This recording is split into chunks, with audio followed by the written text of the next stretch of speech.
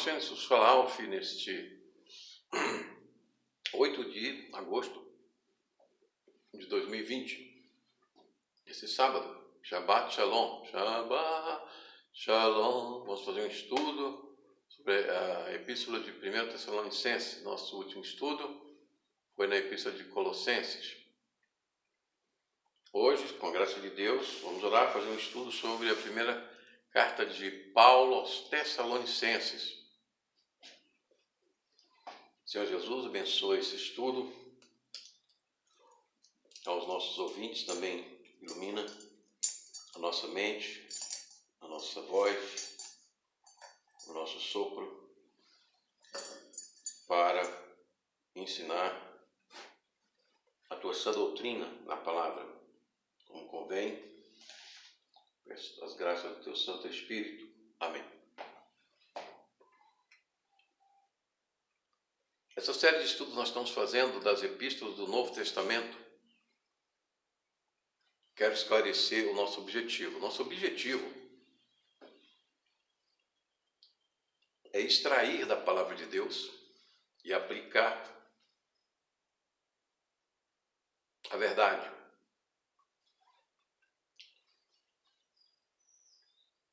A verdade profética, a verdade social, a verdade em todas as áreas. E porque nós acreditamos que é pelo estudo dessa palavra do Novo Testamento, da Bíblia, que nós vamos conhecer a verdade. Porque nós acreditamos que essa palavra, ela é inerrante e ela é divina. E essa geração apostólica messiânica é a geração excelente de toda a filosofia, de toda a ciência, de toda a literatura que jamais possa ou haver, ou houve, ou haverá.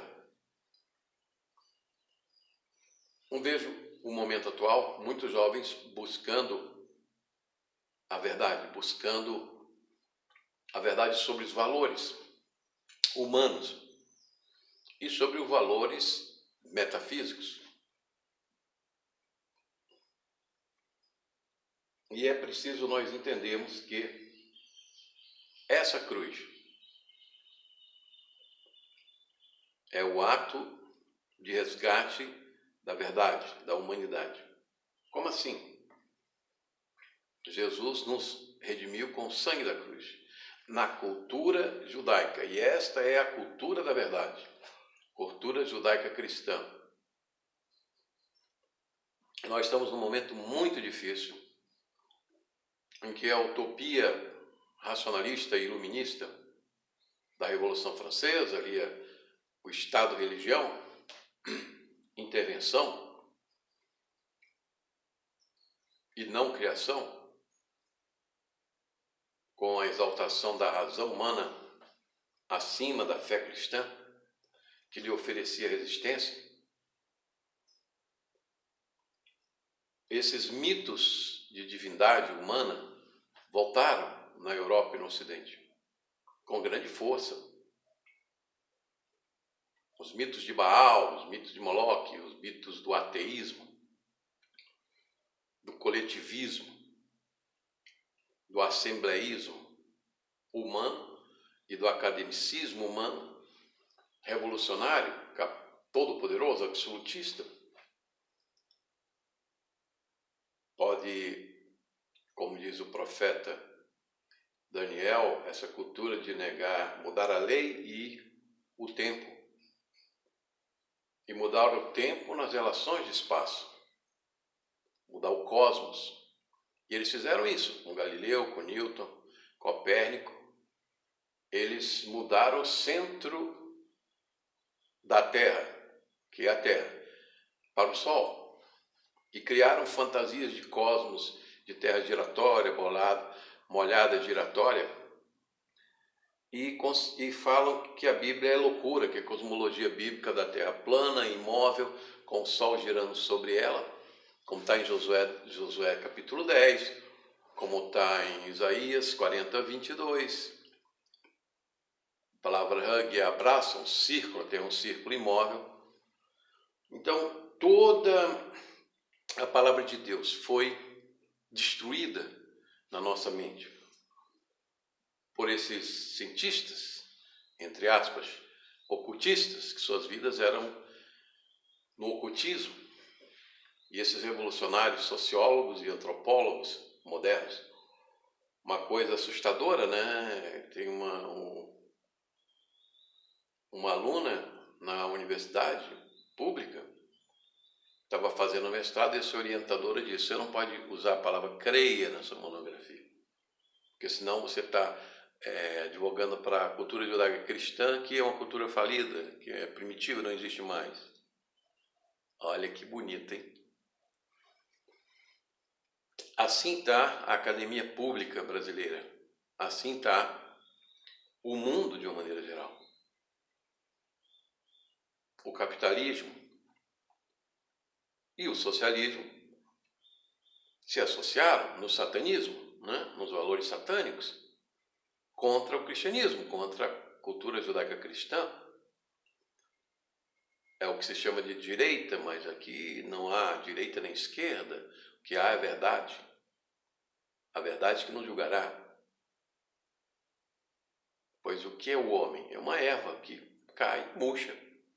Mas Jesus veio trazer a verdade e evidenciar a verdade na sua ressurreição da cruz. Por isso, esse estudo é tão importante do Novo Testamento, para voltar a colocar no trono a autoridade do Messias, Jesus, e colocar no trono da nossa mente, no trono do nosso corpo, da nossa natureza, do nosso país, da nossa comunidade, o trono do Senhor Jesus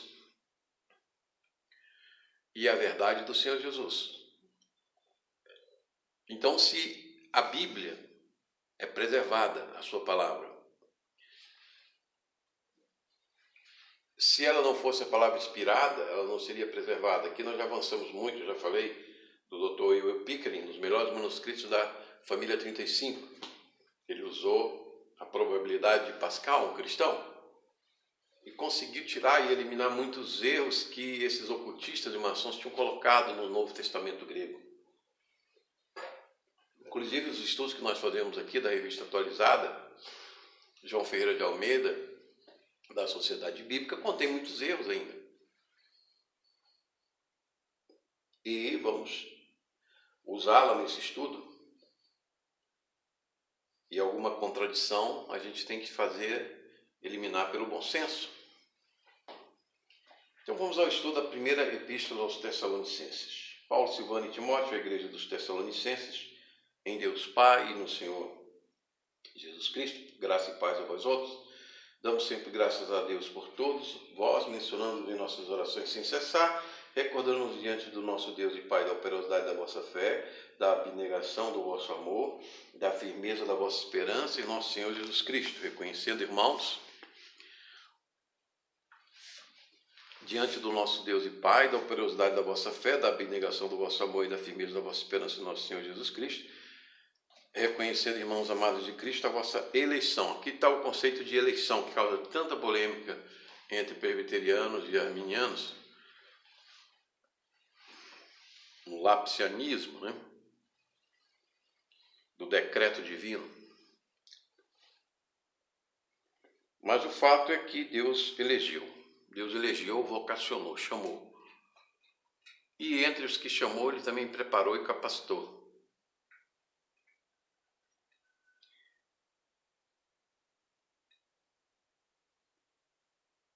Tessalonicenses, Paulo escreveu cerca de 51 depois de Cristo, de Corinto, e foi uma das primeiras cartas de Paulo, se não a primeira.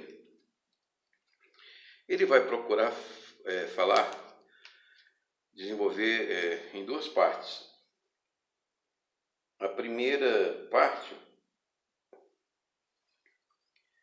a sua interação e a sua relação de autoridade ministerial, e a segunda parte, a exortação, a prática da vida cristã. Paulo vai elogiar muito a igreja dos Tessalonicenses. Ele diz que ela tem uma fé operante, um amor abnegado, um amor ágape, fraterno, sacrificial e uma esperança firme no Senhor Jesus Cristo. Porque o nosso evangelho não chegou até vós tão somente em palavra, mas sobretudo em poder no Espírito Santo e em plena convicção, assim como sabeis ter sido o nosso procedimento entre vós e por amor de vós, com efeito vos tornastes imitadores nossos e do Senhor, tendo recebido a palavra, posto que em meio de muita tribulação, com a alegria do Espírito Santo, de sorte que vos tornaste modelo para todos os crentes da Macedônia e na Acaia, porque de vós se repercutiu a palavra do Senhor, não só na Macedônia e Acaia, mas também por toda parte se divulgou a vossa fé para com Deus, a tal ponto de não termos necessidade de acrescentar coisa alguma, pois eles mesmos, tocante a nós, proclamam que repercussão teve o nosso ingresso no vosso meio, e como deixando os ídolos vos convertestes a Deus para servirdes Deus vivo e verdadeiro, e para guardardes dos céus o seu Filho, a quem ele ressuscitou dentre os mortos, Jesus, que nos livra da ira vindoura. Então foi uma conversão que impactou as províncias vizinhas. Tessalônica fica na Acaia e Filipos na Macedônia. Corinto fica na Grécia. Na época, Grécia era Corinto e Atenas. E de lá Paulo escrevia essa carta. E a esperança da vinda de Cristo, parousia, e a parousia, ela é manifestação de Cristo.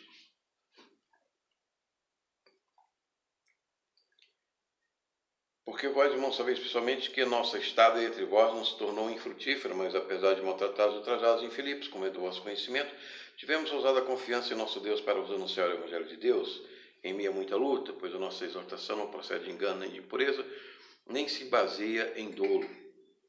Pelo contrário, visto que fomos aprovados por Deus a ponto de nos confiar em Ele o Evangelho, assim falamos, não para que agrademos a homens, e sim a Deus que prova o nosso coração. A verdade é que nunca usamos de linguagem de bajulação, como sabeis, nem de intuitos gananciosos. Deus diz testemunha. Também jamais andamos buscando glória de homens, nem de vós, nem de outros. Embora pudéssemos, como enviados de Cristo, exigir de vós a nossa manutenção, todavia nos tornamos carinhosos entre vós, qual ama que acaricia os próprios filhos. Assim, querendo-vos muito, estávamos prontos a oferecer-vos não somente o Evangelho de Deus, mas igualmente a própria vida. Por isso que vos tornaste muito amados de nós, porque vos recordais, irmãos, do nosso labor e fadiga, e de como noite e dia, labutando para não vivermos à custa de nenhum de vós, vos proclamamos o Evangelho de Deus. Vós e Deus sois testemunho, de modo porque piedosos, justos e irrepreensivelmente procedemos em relação a vós outros, que credes e sabeis ainda de que maneira, como o Pai a seus filhos, a cada um de vós exortamos, consolamos, admoestamos, para viveres por modo digno de Deus, que vos chama para o seu reino e glória. Paulo, nas suas cartas, ele trabalha com a revelação da doutrina, do mistério de Cristo, do mistério da vontade de Deus, do beneplácito da sua vontade em Cristo, o mistério de Cristo, o mistério da igreja. E nessa carta ele vai acrescentar mais um mistério, o mistério da iniquidade, o mistério do chamado o ímpio. E o seu ministério em Tessalônica foi em meio à perseguição, em Filipos, que ele sofreu, até a prisão. E também é muito trabalho, muita fadiga, porque ele não cobrava a manutenção como autoridade, como pregador, como apóstolo daquela igreja, daquela comunidade que se iniciava. É uma estratégia de Paulo, não é obrigatória na missão evangélica, mas que surtiu bons frutos, e ele manteve essa estratégia toda a sua vida. E é impressionante que os sinais do Espírito Santo, os prodígios, tiraram aquela comunidade de repente, em pouco tempo, da prostituição dos mitos babilônicos, pagãos, romanos, greco-romanos, para o reino de Deus, o reino de Cristo, a esperança da vinda de Cristo, a fé e a sã doutrina. Vós e Deus sois testemunho de modo porque perdoados justamente. Outra razão ainda temos nós para incessantemente dar graças a Deus. É que tendo vós recebido a palavra que de nós ouviste, que é de Deus, acolheste não com palavras de homem, sim, como em verdade é a palavra de Deus, a qual com efeito está operando eficazmente em vós, os que credes. Então, veja que uma das razões da igreja de Filadélfia e de um cristão ou de uma pessoa, de um jovem, ter frutos na palavra de Deus, é ele acreditar que a palavra de Deus é de Deus.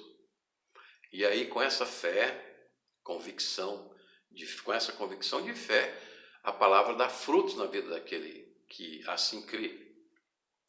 Talvez você seja um cristão que não tenha tido frutos de santificação na sua vida, frutos de progresso na sua vida, seja familiar, social, intelectual.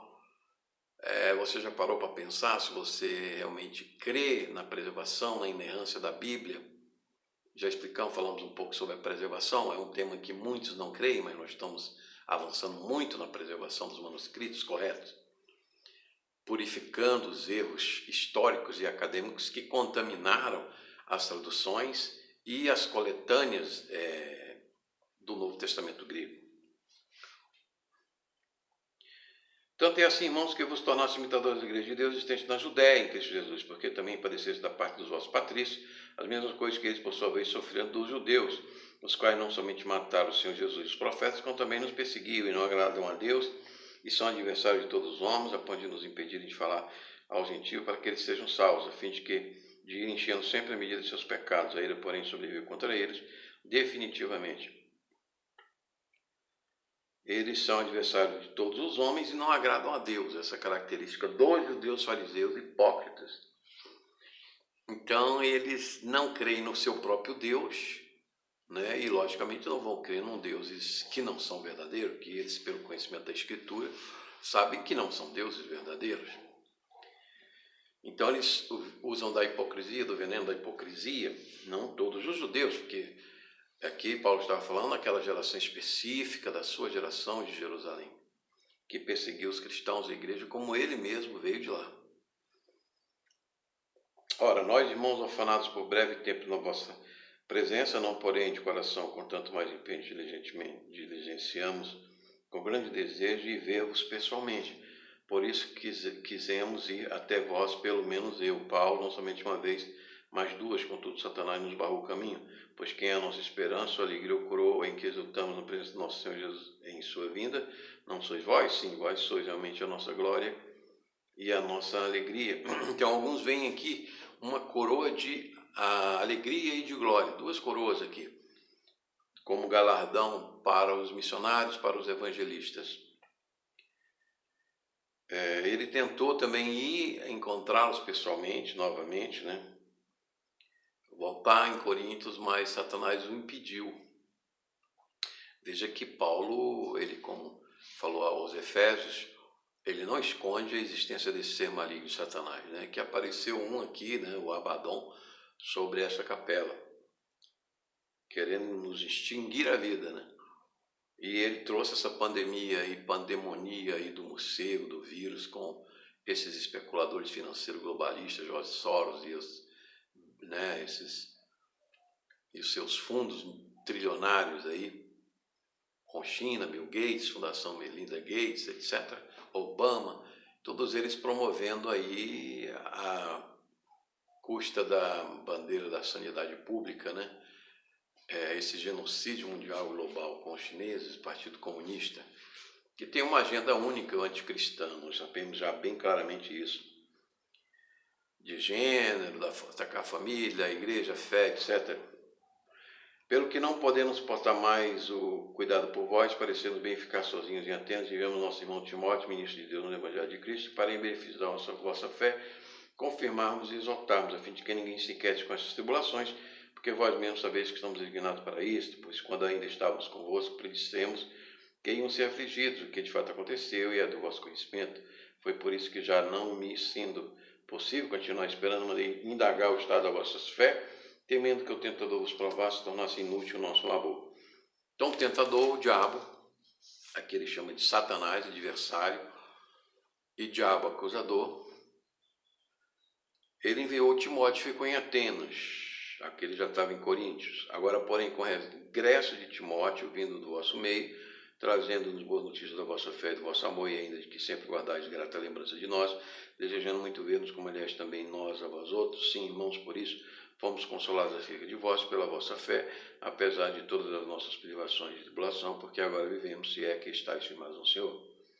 Pois que ações de graças podemos tributar a Deus no tocante a vós outros por toda a alegria com que nos regozijamos por vossa causa diante do nosso Deus, orando noite e dia com o máximo empenho, para vos ver pessoalmente e reparar as deficiências da vossa fé. Ora, o nosso mesmo Deus e Pai, e Jesus nosso Senhor, dirija-nos o caminho até vós. O Senhor vos faça crescer e aumentar no amor uns para com os outros e para com todos, como também nós para convosco, a fim de que seja o vosso coração confirmado em santidade, isento de culpa, na presença de nosso Deus e Pai, na vida de nosso Senhor Jesus, com todos os seus santos. Finalmente, irmão, nós nos rogamos e exortamos no Senhor Jesus, que como de nós recebeste quando a maneira de que devemos viver e agradar a Deus, efetivamente estáis fazendo, continueis progredindo cada vez mais, porque estáis esteirados de quantas instruções vos demos da parte do Senhor Jesus. Então, o caminho, a sã doutrina é o caminho de existencial até a vinda do Senhor, até a nossa glorificação, a ressurreição dos mortos. Novamente, ele fala com todos os seus santos. E essa Epístola 1 Tessalonicenses, ela nesse capítulo 4, ela vai marcar toda a doutrina cristã com a revelação de 15, do versículo 15 a 17, que nós chegaremos logo lá. Que cada um de vós sabe possuir, porque está entregue de quantas instruções nos demos da parte do Senhor Jesus. Então, o caminho que Paulo fala é deixado a prostituição reprodutiva de Deus, de ídolos de fertilidade dos tempos pagãos, nós deixemos de lado os pecados dos desejos carnais. Deus, ele não quer receber os desejos da nossa carne, ele não tem necessidade de possuir o nosso corpo para fazer orgias, fazer cultos de prostituição, ou essas coisas, como tem os demônios têm essa necessidade de vícios, de droga, de prostituição nos seus cultos e na vida das pessoas, porque eles querem ter prazer, eles querem ter diversão, distrações, né, para menorar a culpa dos seus espíritos, da sua alma, e o conhecimento da sua própria condenação e desespero. Então ele é um psicopata, os demônios são anjos psicopatas, que procuram sempre se divertir, sempre praticar orgias e violências que ocupem instantaneamente, momentaneamente, a sua mente, para distraí-los do seu destino eterno, como eles, antes de serem possuídos naqueles porcos, né, em Gadara, que Jesus ordenou no Evangelho, eles acusaram Jesus de um dia destruí-los e lançá-los no abismo de fogo. Então eles têm esse tormento na sua mente, e ele usa os corpos humanos e atrai, seduz os corpos humanos em diversões, violências, em idolatrias, de adoração a eles, né, de bajulação a eles, e de negócios, né, de tramas com os seres humanos para minorar a sua angústia, a sua aflição, o seu desespero, a sua ira. E quanto os cristãos livres da escravidão desses espíritos, desses demônios, eles devem guardar este corpo adâmico em santidade, com limites de educação dos desejos, e como esses desejos foram criados para servir a Deus também, ao Criador e à família, a instituição da família, a comunidade, etc. E Paulo faz como pureza, chama essa sã doutrina, esse caminho de pureza, de santificação e de santidade. E ele, falando sobre o convívio na igreja, não deve haver essas coisas, não com desejo de lascívia, como os gentios que não conhecem a Deus, porque nesta matéria ninguém ofenda nem defraude o seu irmão, porque o Senhor contra todas essas coisas, como antes vos advisamos e testificamos claramente, é o vingador, porquanto Deus não nos chamou para a impureza, e sim para a santificação. Dissarte, quem rejeita essas coisas não rejeita o homem, sim a Deus, que também vos dá o seu Espírito Santo. Aí, então você vê como aqueles filhos de Elias que faziam essas prostituições no santuário de Deus, e roubavam as ofertas e prostituições com mulheres ali no santuário de Deus, e eles foram queimados pelo fogo, né? Porque Deus, ele tem um tempo para a sua ira, para a sua tolerância, a sua longanimidade. Abirão também, contra a rebeldia da ordem estabelecida, a ordem social da igreja, a ordem oficial da igreja. No tocante ao amor fraternal, não há necessidade de que eu vos escreva, porquanto vós mesmos estáis por Deus instruídos, que deveis amar uns aos outros. Na verdade, estáis praticando isso mesmo para com todos os irmãos em toda a Macedônia. Contudo, vos exortamos, irmãos, a progredir cada vez mais e a diligentemente por viver tranquilamente, cuidado que é vosso, e trabalhar com as próprias mãos, como vos ordenamos. Então, Tessalônica é na Macedônia, né? Eu falei que na Caia, não, é Macedônia. Quero fazer essa correção nesse estudo. De modo que vos porteis com dignidade para com os de fora e de nada venhais a precisar. Não é vós trabalhar com as próprias mãos. Então, entre a relação da igreja, dos irmãos, deve haver um amor fraternal, não o eros, né? O eros é só no matrimônio.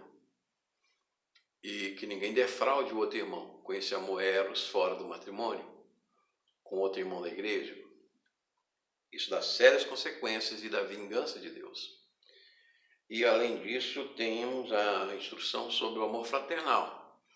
Então, além do amor eros à esposa, ao cônjuge, temos o amor fraternal à comunidade dos irmãos. Esse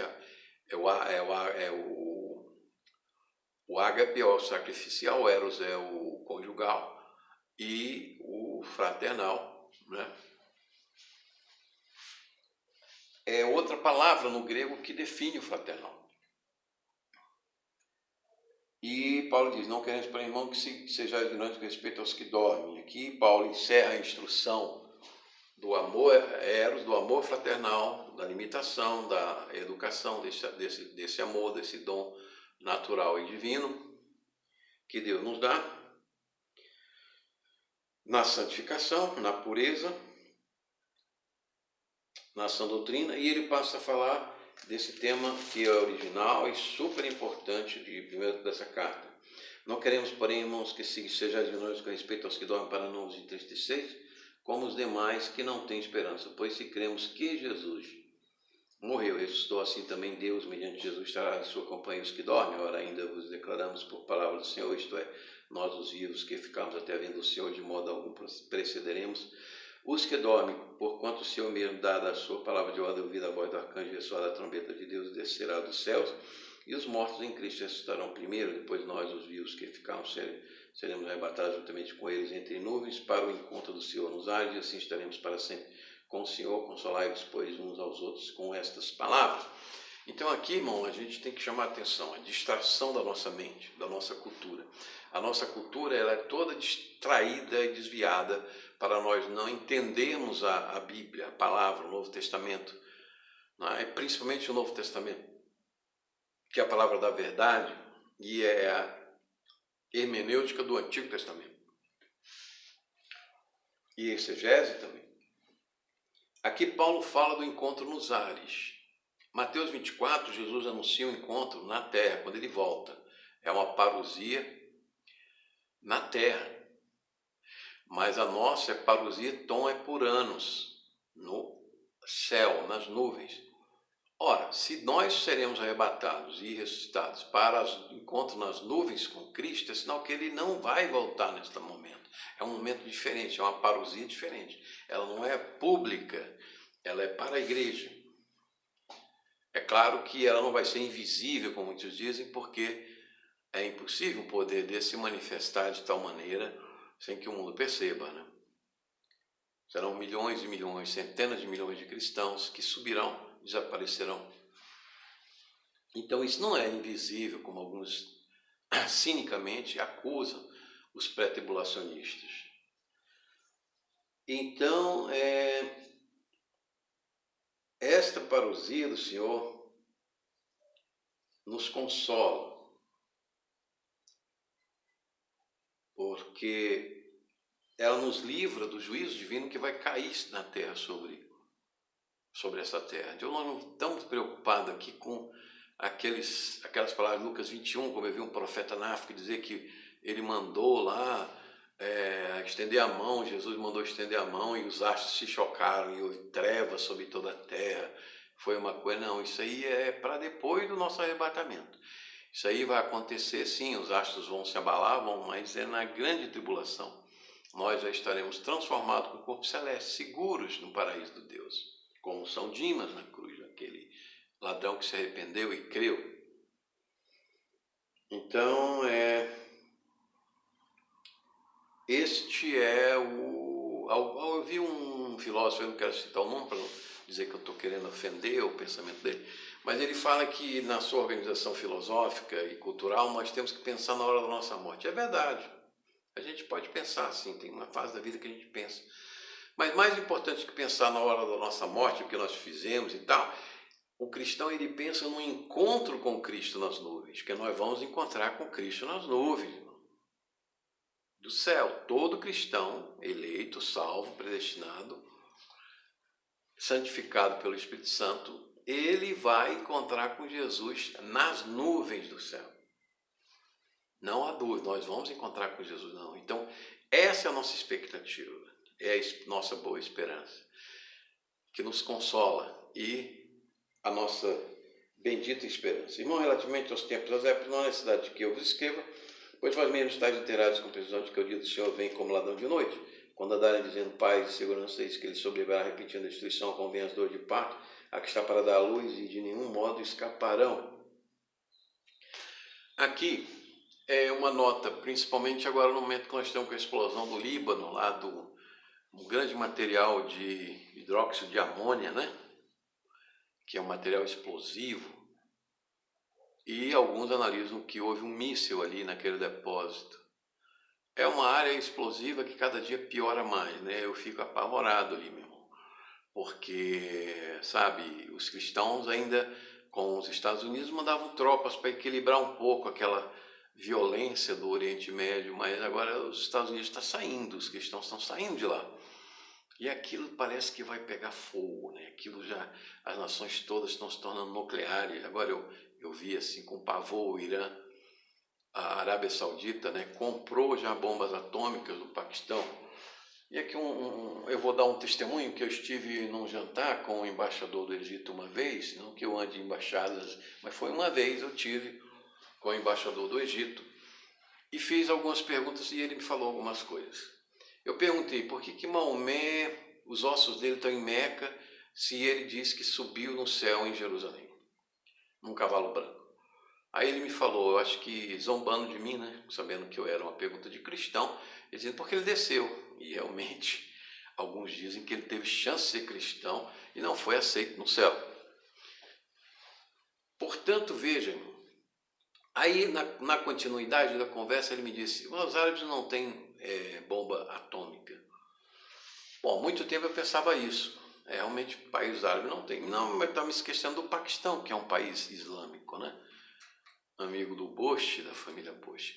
Pois é, o Paquistão vendeu armas nucleares para a Arábia Saudita, que está querendo se defender da possível bomba atômica do Irã, porque o Irã é xiita, quer os lugares sagrados da Arábia Saudita, como sucessão do sobrinho Eli, do Ali, do Maomé, que é o que eles consideram legítimo sucessor de Maomé.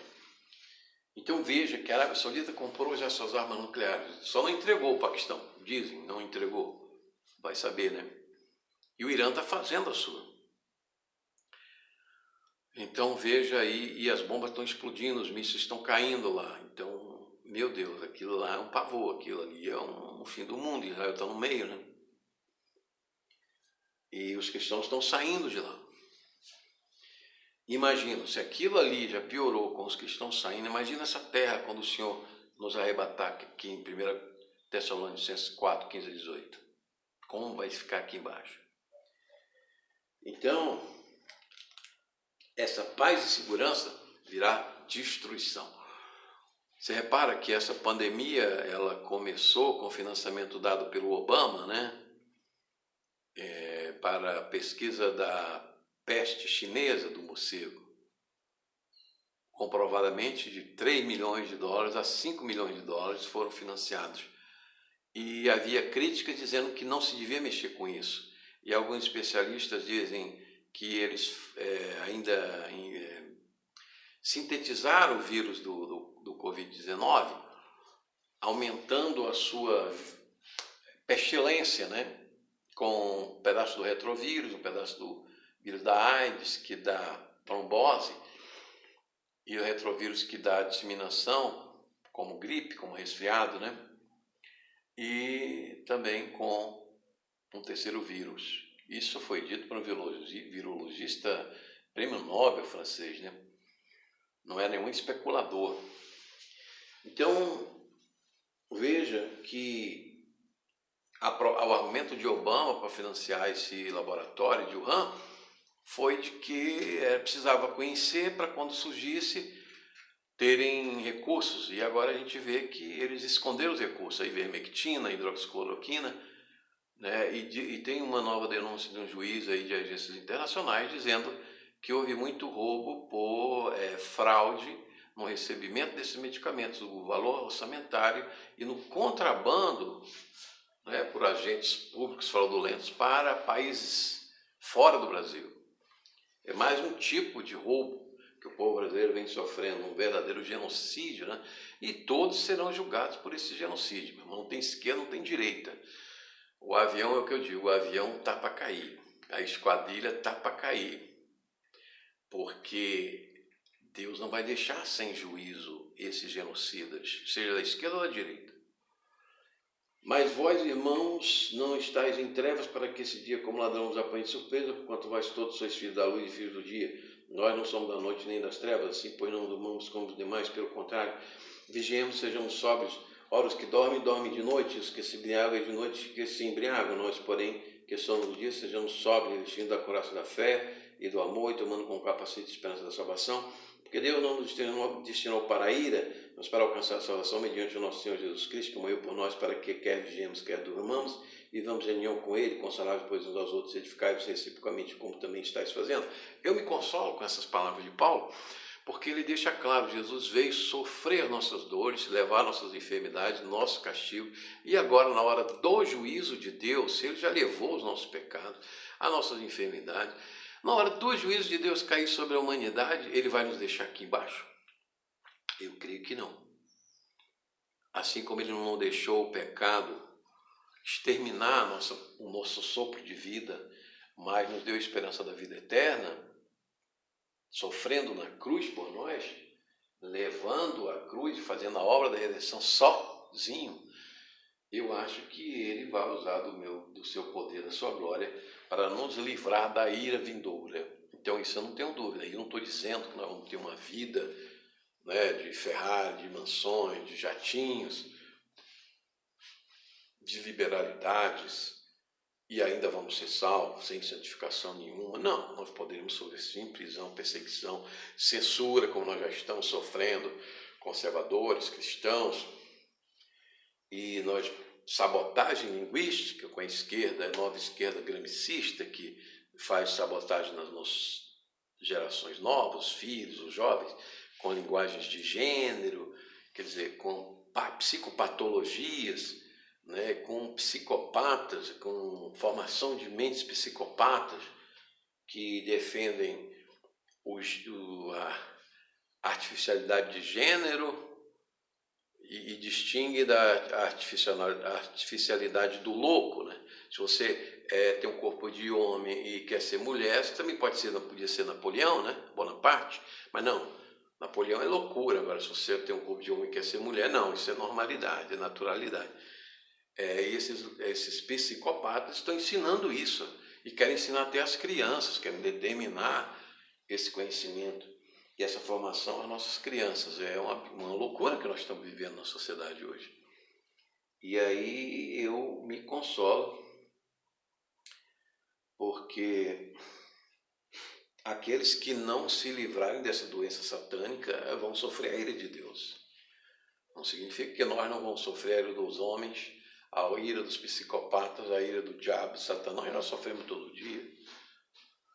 Eu ia até trazer a revista Portas Abertas, que eu mais procure no site Portas Abertas, e acompanhe e contribua para esse ministério. Eu não estou pedindo ainda doação no canal Ed Soares, mas eu peço para que, se você for possível, pequenas doações de R$80, R$90, Todo mês você recebe a revista Portas Abertas e você acompanha a perseguição no mundo anticristão do Oriente, de todo o mundo, de maiores perseguição. Nos Estados Unidos não tem notícia nem do Brasil, que a perseguição não é tão grave, mas eu acho que já deveria ter, né? Então é Portas Abertas, Ministério Portas Abertas, ele tem um site, tem lá uma plataforma. E edificai-vos. Agora vos rogamos, irmãos, que acateis com apreço os que trabalham entre vós, os que vos presidem o Senhor e vos animais, e que os tenhais com amor e máxima consideração por causa do trabalho que realizam, vivem em paz uns com os outros. Exortamos também, irmãos, a que demonstreis os submissos, consoleis os desanimados, ampareis os fracos, sejais longânimos para com todos, evitai que alguém retribua ou tenha mal por mal, pelo contrário, segui sempre o bem entre vós e para com todos. E aqui o amor fraternal, eu diria até ágape, né? O amor sacrificial pelo irmão na igreja, pelo cristão. Coisa muito difícil nos dias de hoje, do egoísmo, da desconfiança, do medo e até das necessidades, das crises que os cristãos estão passando, mas também o Ministério Portas Abertas ajuda com bens, né, materiais e profissionais, serviços profissionais para esses cristãos perseguidos. E faz uma grande diferença a contribuição que você der de 90, 80 reais por mês, né? E recebe a revistinha bem ilustrada, bem trabalhada, mas não tem muitas páginas, mas muito valiosa. Eu tenho décadas que eu sou contribuinte desse ministério aí e agradeço a Deus por essa oportunidade que Ele me deu na área de missões. Regozijai-vos sempre, orai sem cessar, em tudo dai graças, por esta é a vontade de Deus em Cristo Jesus para convosco. Não apagueis o espírito, não desprezeis as profecias, julgai todas as coisas, retende o que é bom, abstende de toda forma de mal. Aqui é muito interessante essa lista que Paulo nos dá de uma vida vitoriosa, uma vida cristã vitoriosa. Oração sem cessar, alegria e regozijo nessa santa esperança, porque sabemos que vamos ter vida eterna, que vamos ter ressurreição, vamos ter um encontro com Cristo nas nuvens, especial. E graças, ação de graças em tudo, que é a vontade de Deus perfeita em Cristo. E a auscultação do Espírito Santo. Nós temos que ter de manhã, de noite, todo dia, a auscultação da voz do Espírito Santo no nosso coração, que ilumina a nossa consciência. E temos sempre levar esta auscultação. As coisas e outra coisa, o remédio. A auscultação do remédio do Espírito Santo. Eu, por exemplo, estava muito abatido, muito hoje pela manhã, acordei e falei para o Senhor, eu estou muito mal, muito abatido com essas notícias do Oriente Médio. São apavorantes essas guerras, essas explosões satânicas, essas coisas terríveis dos ídolos pagãos, das nações pagãs, dos demônios aí, incendiando a humanidade, a civilização, né? Extinguindo quase a vida na Terra com vírus, etc. Eu estava bem angustiado, mas depois o Espírito Santo foi me iluminando, ele foi me dando remédio para a angústia. Assim, o Espírito Santo quer também lhe dar remédio para a sua angústia. Você não apague o Espírito Santo, mas auscute o Espírito Santo na sua consciência. Saiba que ele lhe ama, ele derrama amor no seu coração. Saiba que você é amado por Deus também. Que ele derrama esse amor do Epuranos, do céu, das alturas no seu coração. E você pode, com esse amor, ajudar a sua família, ajudar o seu vizinho, a sua comunidade, a sua igreja também. E dar ação de graça por nos livrar dessas contaminações, dessa violência toda do mundo, dessa necessidade toda crônica do mundo de comida, de emprego, de comunicação, de afeto, de verdade. Eu vi um jornalista falando na rua com moças, né, com mulheres, que discutiam o feminismo e as mulheres não sabiam argumentar. Jovens na Argentina, né, elas só gritavam e especulavam, mas completamente despreparadas para entender o papel tão importante da mulher na vida do homem, na sociedade, na vida das crianças, na formação dos menores, né, e na identidade da nação. Eu tenho dó do nosso vizinho argentino também. Estão numa situação muito triste desse grande especulador Jorge Soros com seu presidente Fernandes.